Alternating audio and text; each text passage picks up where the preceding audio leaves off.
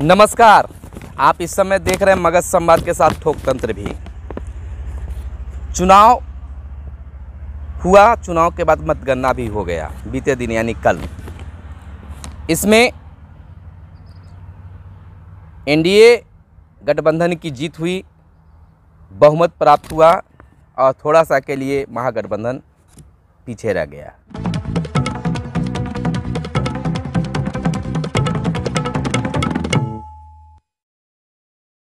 मैं हूं सुनील बोबी और हमारे साथ हैं अभय कुमार। नमस्कार। देखिए, ऐसा चुनाव आज तक नहीं देखा। चुनावी राजनीतिक विशेषज्ञ भी मानते हैं कि अब तक ऐसा चुनाव नहीं देखा कि जैसे लग रहा है कि क्रिकेट मैच हो रहा है। सर, आपको इस पर क्या कहना है? बिल्कुल, जैसे लग रहा है कि आईपीएल का मैच चल रहा है। उधर मुंबई जीता और इधर एनडीए जीता।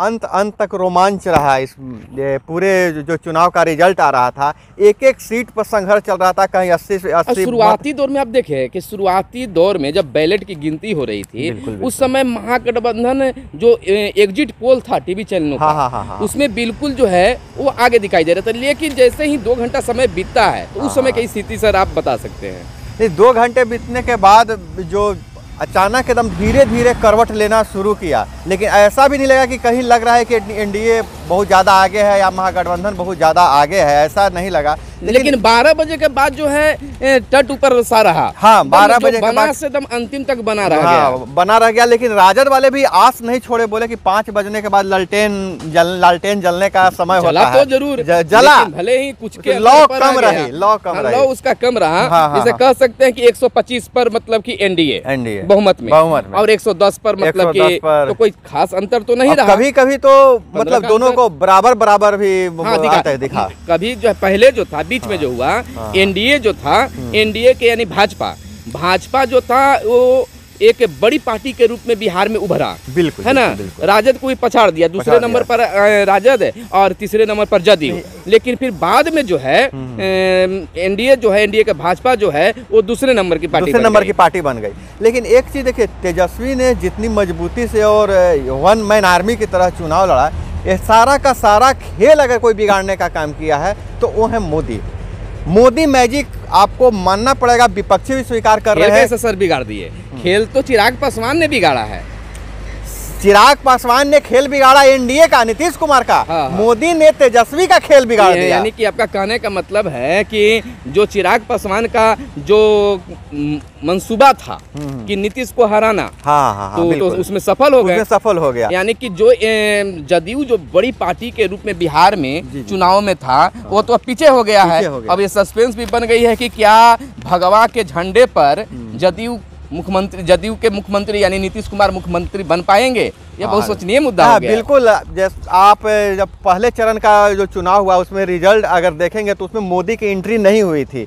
सेकंड चरण के चुनाव से मोदी की एंट्री हुई और उन्होंने रैलियां की, और जो परसेप्शन बना था इनका तेजस्वी यादव का कि नौकरी देंगे, और लोग जंगल राज को भूल रहे थे, लेकिन उन्होंने एक जुमला फेंका, जंगल राज का युवराज, और वो जुमला काम कर गया। पता है कि डबल इंजन के सरकार में डबल युवराज नहीं, ऐसे ही यूपी चुनाव में भी उन्होंने वो राहुल गांधी की तरफ इशारा था उनका। और यूपी चुनाव में भी अखिलेश और राहुल गांधी साथ में थे, तो वहां भी उन्होंने वही बताया था कि एक तरफ जो डबल इंजन की सरकार है, दूसरी तरफ 2 युवराज है।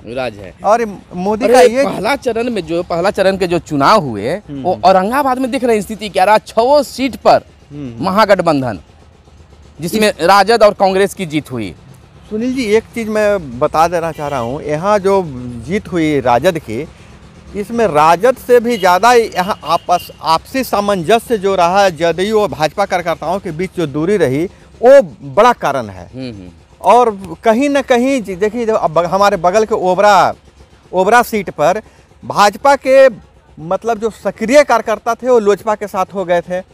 यहाँ जो देखिए, अगर गोह में गोह प्रखंड का पूरा टीम जो है सो आज चली गई थी। बात है। लेकिन पहले की अगर बात कर ले तो सत्ता पक्ष मजबूत, लेकिन विपक्ष कमजोर रहता था। लेकिन इस बार सत्ता पक्ष अगर 125 सीट पर है तो 110 सीट पर विपक्ष भी है, यानी विपक्ष भी पूर्णतः मजबूत रहेगा। हम दर्शकों को बता देना चाहते हैं कि 125 एनडीए यानी बहुमत पर, और जिसमें भाजपा जो है 74 सीट पर, जदयू 43 सीट पर और वीआईपी के 4 सीट और हम के 4 सीट हैं। वहीं अगर महागठबंधन की बात कर ले तो महागठबंधन के राजद जो है 75 सीटों पर, कांग्रेस 19 सीटों पर और लेफ्ट पार्टियां जो हैं वह 16 सीटों पर 110 होता है, जिसमें एलजेपी जो है यानी लोजपा जो है 1 सीट पर और अन्य जो है 7 पर हैं। लेकिन उसमें मगध कहीं दिख नहीं रहा है।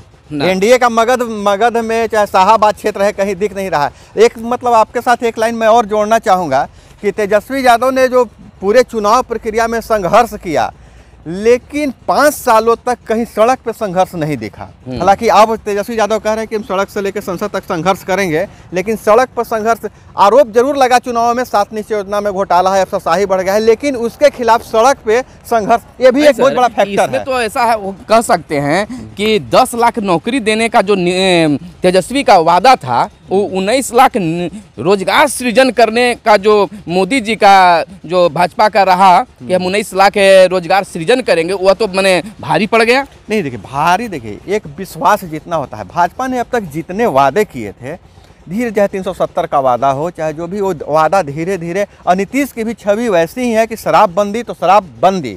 अगर 7 निश्चय का उन्होंने चुनाव में लेकर घोषणा किया था तो 7 निश्चय लागू किया, भले जो भी हो उसमें, लेकिन आरजेडी और चाहे कांग्रेस के साथ में जनता उनके वादे पर उस तरह से विश्वास नहीं कर पाई। ये एक मुख्य कारण ये भी रहा कि ये जनता विश्वास नहीं कर पाई उनके वादे पर, लेकिन फिर भी तेजस्वी यादव ने अभिमन्यु की तरह लड़ा। यानी कि दूसरे स्तर के जो चुनाव हुए दूसरे फेज में, उससे एनडीए की बढ़त हुई। हाँ, एनडीए की दूसरे और तीसरे में, मैंने यही तो कहा, मोदी मैजिक काम किया। मोदी जब इस चुनाव में एंट्री किया तो मोदी मैजिक काम किया। तो जो पहला फेज का जो चुनाव हुआ उसमें भी मोदी जी आए थे? नहीं आए थे। मोदी जी नहीं आए थे, दूसरे फेज से ही आए थे। अच्छा, दूसरे फेज से ही आए थे। अगर वह पहले फेज से आते तो शायद यहाँ भी म्यूजिक मैजिक काम कर जाता। और यहाँ राजद को पिछड़ने का क्या कारण रह गया? कहाँ है यहाँ, मतलब कि पूरे चुनाव में? पूरे चुनाव में मैं, आपको तो पता है कि मैं गया था, तीसरे फेज के चुनाव में मैं गया था उत्तरी बिहार में। मैंने कहना चाह रहे हैं कि जो सीट का बंटवारा हुआ संजीदगी से किया गया। एक चीज, बहुत बड़ा फैक्टर ये है कि कांग्रेस को 70 सीट देना, लेकिन कांग्रेस जो है से वाम दलों अच्छा नहीं कर पाया। वो मतलब कि अन्य जो पार्टियां थी वो अच्छा कर पाई है। कन्हैया कुमार ने जो अपने क्षेत्र में अपने पार्टी के लिए जो काम किया वो सक्सेसफुल रहा। जो वाम दलों ने है 32 स्टार प्रचारक उतारे इस चुनाव में, लेकिन कांग्रेस को तो स्टार प्रचारक राहुल गांधी के अलावा कोई नजर नहीं आए। और राहुल गांधी भी आए तो मतलब कि वह देश का मुद्दा, सैनिक के मुद्दा, तो पाकिस्तान के मुद्दा, अन्य मुद्दों पर ही वो बात करते रह गए। देखिए, जो राहुल गांधी जो भी बात किए वो उनका, वो नेशनल नेता है, नेशनल के बात किए, लेकिन जो तेजस्वी यादव जो अकेले सब जगह गए, और उनका जो समीकरण है MY वो तो साथ था ही, लेकिन जो किसी को साथ लेके नहीं गए, जो अन्य जातियाँ जुटती थी, उस तरह से किसी नेता को साथ लेकर नहीं गए। और दूसरा एक चीज़ बहुत बड़ा फैक्टर है, ये असदुद्दीन ओवैसी की पार्टी, जहाँ पर उन्होंने जो पार्टी है वो मैंने बिहार में अच्छा प्रदर्शन रहा, वो नुकसान राजद को ही पहुंचाया। चलिए, चर्चाओं का विषय जो है चलता रहेगा, आगे भी हम वीडियो में हम दोनों लेकर आपके बीच आते रहेंगे और दिखाते रहेंगे कि बिहार के इलेक्शन का चुनाव जो है वह कितने अच्छा रहा, कैसे रहा, क्यों रहा, और नीतीश सरकार कैसे बन रही है, और तेजस्वी यादव का क्या बयान आ रहा है। नीतीश कुमार अब तक जनता के सामने नहीं आ पाए हैं, तेजस्वी यादव का कोई बयान नहीं आया है। इन तमाम चीज़ों को आपके बीच अभय कुमार और मैं सुनील बॉबी। एक चीज़ मैं और आश्वस्त करना चाहता हूं कि हम लोगों की पूरी नज़र जो मीटिंग चल रही है मुख्यमंत्री के आवास में उस पर है, और हम लोग मंत्री के बंटवारे, जो मंत्रिमंडल का जो बंटवारा होगा उस पर नज़र बनाए हुए हैं। उसकी पूरी जानकारी हम अगले वीडियो में देते रहेंगे। यह भी बताएंगे, जो हर बार शिक्षा मंत्री बदलते रहते हैं, क्या इस बार जो शिक्षा मंत्री कृष्णनंदन वर्मा जो खड़े थे वह चुनाव जीते हैं या हारे हैं? इसको जानने के लिए आप हमारे साथ बने रहेंगे। धन्यवाद। जय हिंद, जय भारत। अगर चलते चलते आपसे यह जरूर कहना चाहेंगे, अगर मगध संवाद और ठोक तंत्र को आपने सब्सक्राइब नहीं किया है तो चैनल को सब्सक्राइब कर लें, ताकि आपका सहयोग मिलता रहे और हर खबर का नोटिफिकेशन आप तक जाता रहे। अगर वीडियो पसंद आए तो लाइक ज़रूर करेंगे। धन्यवाद।